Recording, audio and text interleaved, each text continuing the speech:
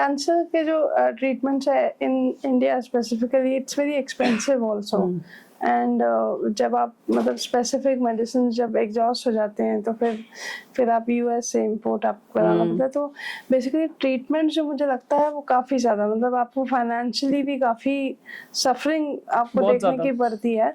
तो इसके मतलब आपको क्या लगता है कि क्या कुछ पॉलिसीज़ कुछ होनी चाहिए, गवर्नमेंट की तरफ से कुछ इनिशिएटिव होने चाहिए जो कैंसर जैसी बीमारी का या कोई भी ऐसी लंबी लॉन्ग इलनेस है उसका कुछ ऐसा सोल्यूशन हो कि जो मतलब बिलो पॉवर्टी लाइन वाले लोग भी हैं वो भी उस ट्रीटमेंट के थ्रू जा सके, उनको भी प्रॉपर ट्रीटमेंट मिले। तो आपकी सोसाइटी ऐसा कुछ काम कर रही है या फिर आप ऐसा कैसे सोचते हैं इस विजन से?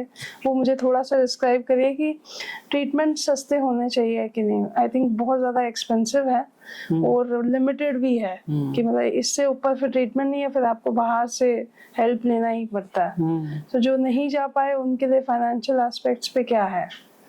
सो डेफिनेटली ये बात तो है कि कैंसर का पूरा इलाज जो होता है वो बहुत ज़्यादा एक्सपेंसिव होता है। चाहे आप सर्जरी करवाते हो, अगर आपके कोई इम्प्लांट्स हैं तो वो बहुत एक्सपेंसिव होते हैं। आपका कीमोथेरेपी प्राइवेट हॉस्पिटल में होता है तो वो बहुत एक्सपेंसिव होता है।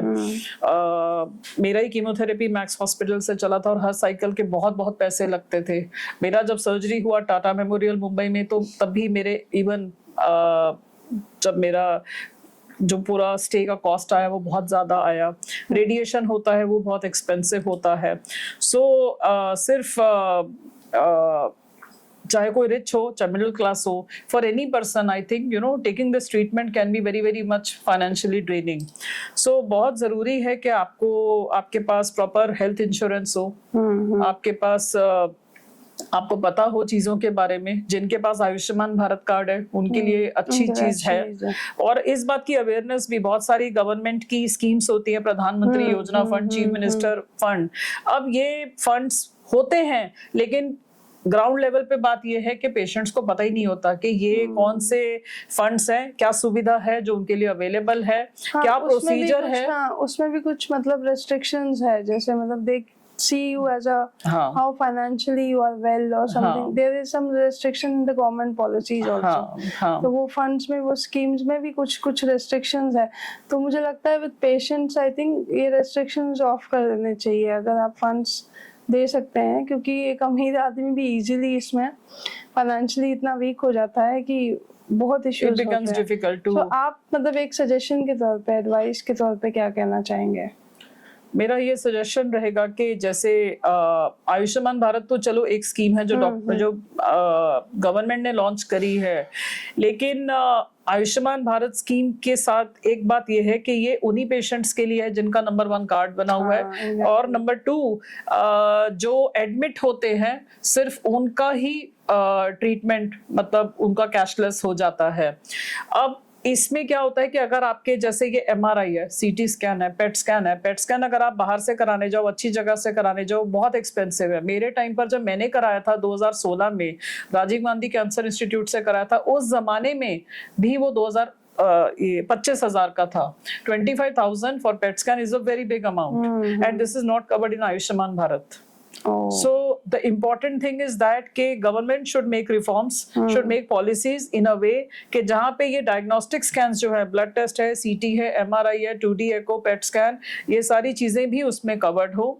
और ये जो government policies है इसको थोड़ा सा और refine करें, reforms इसमें लाएं कि ताकि normal पर्सन भी इसको जाकर अवेल कर सके। इंश्योरेंस की जो पॉलिसीज है, सो गवर्नमेंट ये कर सकती है कि ये जो डायग्नोस्टिक स्कैन्स हैं इसको भी आयुष्मान भारत के अंदर इंक्लूड करें। और जो गवर्नमेंट पॉलिसीज हैं जैसे प्रधानमंत्री योजना फंड है, चीफ मिनिस्टर फंड है, उसके बारे में ज्यादा से ज्यादा जानकारी पेशेंट्स को होनी चाहिए। उस कवर को बढ़ाना चाहिए। मान लीजिए अगर आपकी पॉलिसी, आपका प्रधानमंत्री योजना फंड अगर 5 लाख रुपए का है तो ये कवर बढ़ाना चाहिए 10 लाख, क्योंकि 5 लाख से कुछ भी होता नहीं है।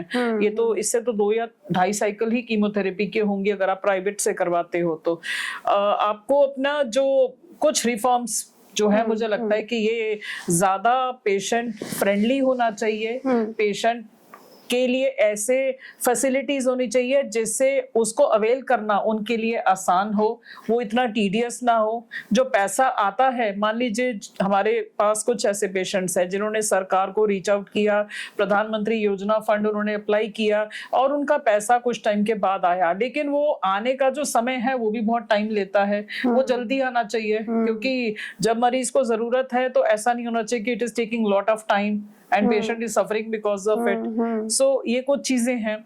हाँ, बिकॉज ये मेंटली बहुत स्ट्रेस करता है आपको, बिकॉज एक तो आप लाइफ के उस एज पे होते हैं कि आपको ये नहीं पता कि आप कल बचेंगे नहीं बचेंगे। हाँ। एक तो इतना डेंजरस डिजीज भी है, उसके बाद मतलब फाइनेंशियल इश्यूज अगर आपके आ जाए तो it is way more dangerous, क्योंकि आप सारा टाइम यही सोचते रहेंगे कि हम फंड्स कहाँ से रेज करें हाँ। और कैसे करें। तो मुझे लगता है इन चीजों को इट्स हाई टाइम, एक तो कैंसर को रोकने की बहुत सारी चीजें होनी चाहिए। आजकल क्राउड फंडिंग प्लेटफॉर्म्स भी आ गए हैं, जैसे कीटो, मिलाप, इम्पैक्ट गुरु, जिसमें लोग अपना अकाउंट बनाते हैं और जैसे हम पेशेंट्स को गाइड करते हैं कि 2 तरीके हैं फंड रेजिंग के, या तो आप गवर्नमेंट स्कीम्स के तरफ जाएं और उसके लिए हर हॉस्पिटल में सोशल वर्क डिपार्टमेंट होते हैं, वो लोग गाइड करते हैं कि ये फॉर्म्स होते हैं, इसको भरने होते हैं, यहाँ पे आपको जाना होता है। अगर कोई पेशेंट या केयर गिवर उतने अगर समझदार हैं, उतना भाग दौड़ कर सके तो वो कर भी लेते हैं। बहुत सारे लोगों को मैं जानती हूँ जिनको हमने गाइड भी किया है और वो अपने गवर्नमेंट स्कीम से उन्होंने फंडिंग उठाई भी हुई है, मतलब रेज किया हुआ है। सेकंड, आपके जो क्राउड फंडिंग प्लेटफॉर्म्स हैं, ये इसके बारे में भी नॉलेज अवेयरनेस होना चाहिए।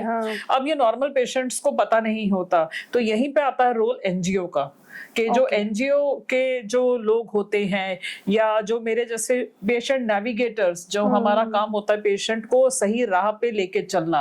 हमारा काम है पेशेंट का हाथ पकड़ के चलना, जब से वो डायग्नोज हुआ है till the time he will get cured. उसका हाथ नहीं छोड़ना, उसको ये जानकारी देना कि ये स्कीम्स है, आप ऐसे अप्लाई कर सकते हो, आप इनसे बात कर सकते हो। उन्होंने इस तरीके से फंड रेज किया, तो इस तरीके से I think patients can support themselves, but मतलब वही बात है कि awareness is extremely important and you know